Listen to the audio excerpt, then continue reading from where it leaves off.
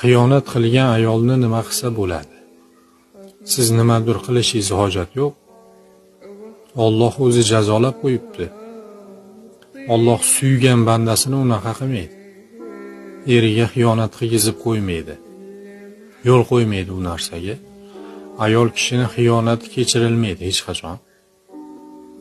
Erkak kishi xiyonat qilsa, nafsi bilan xiyonat qiladi, qalbi bilan xiyonat qilmaydi. Xiyonat qilib ham oilasiga qaytib keladi. Lekin ayol kishini u qalbi bilan xiyonat qiladi. Xiyonat qilish kerak bo'lsa, ayol kishi nafsi bilan hech qachon xiyonat qilmaydi, qalbi bilan xiyonat qiladi. O'shaning sababidan ham ayol kishini xiyonati kechirilmaydi. Bu so'raydigan narsa emasda bu. Qaysi erkak o'zini ayoli xiyonat qilsa, u ayol bilan yashaydi. Hech qaysi erkak yashamaydi. Bu narsaga erkak kishi rozi bo'lmaydi.